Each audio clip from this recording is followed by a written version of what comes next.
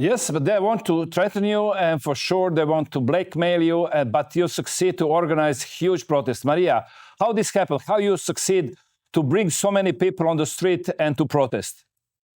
Well, actually, what we were doing from the very beginning in this parliament is to tell the people the truth, to really tell them what's actually happening, who is playing with whom, how much they are stealing every day, from which project. And we are doing that every day in every town, in every place in Bulgaria, with videos, with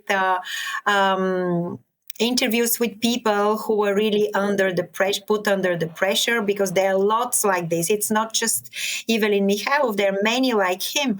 And we are showing all these pictures every day in our channels. Of course, we are not in the list of the public TV channels, the official ones, which are also owned by the same people in power.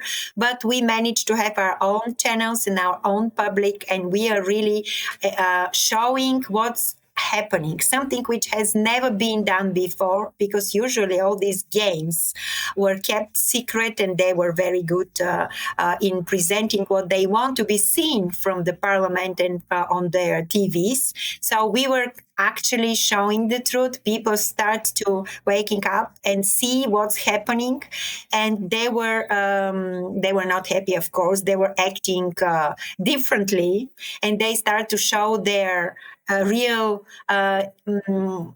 faces, and the masks fall down, and people become more and more aware of the real situation.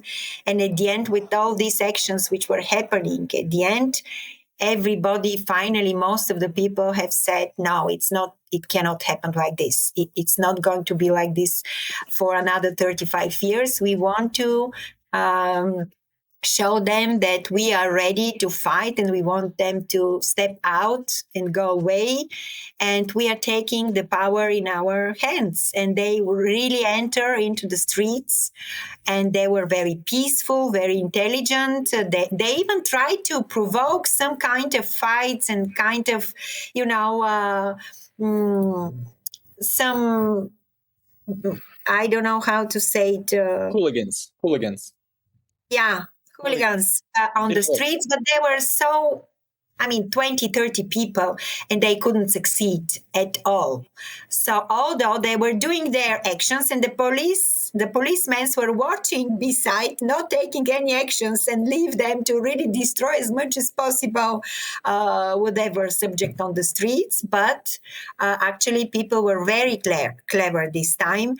And we had several protests every 2-3 days. And the last one was really, really huge. So I think that the courage came from the fact that the first time many people were outside, then the second protest was even bigger, and they finally realized that the third one is going to really be a huge, huge, huge one, and they don't have any chance to stay anymore if they want to, let's say, survive a little bit after these demonstrations and protests. Yeah. What is, according to your constitution, what is the present situation in Bulgaria?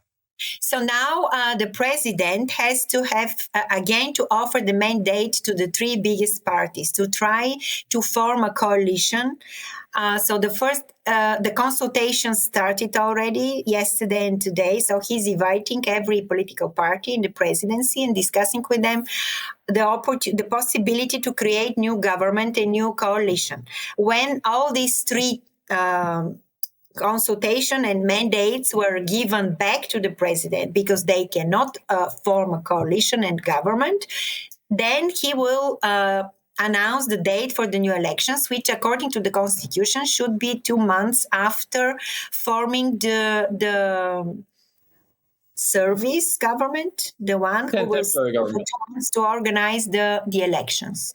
So this is where we are. Today was the second day of the consultations. Till the end of the week, he will meet all the other 5 parties. And then he will give the first mandate to the first party, then the second mandate to the second biggest party, and then the third one by his choice. And at the end, he will have to, if they do not succeed, he will announce the temporary government, and then after 2 months and something, the new election date. without government, without budget. We will use the old budget, 1/12 of it, because according to the law, if we don't have a new budget accepted, we have to use the one from this year every month, not to spend more than 1/12 of it. So all the public sector and everything is kind of on pause, using 1/12 of the amount spent this year.